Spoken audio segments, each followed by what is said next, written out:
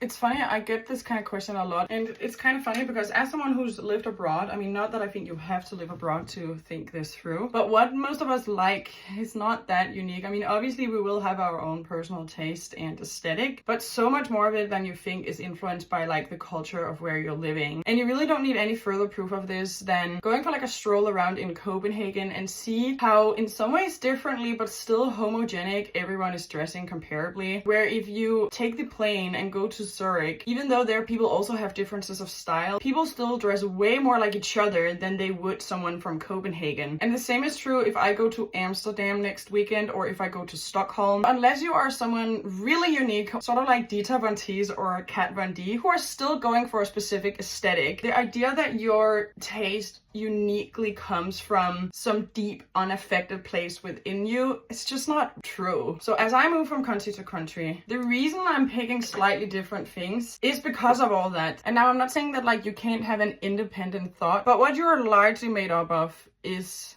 social and cultural influence. And if you haven't lived abroad, then I think maybe you don't even realize just how much your own sense of taste is not only your own sense of taste. And it's really funny when people try to emphasize on what I'm changing, because even though my taste is developing and I like slightly different tweaks about certain things, I'm still largely wearing a lot of the same outfit formulas. But yeah, so that's why.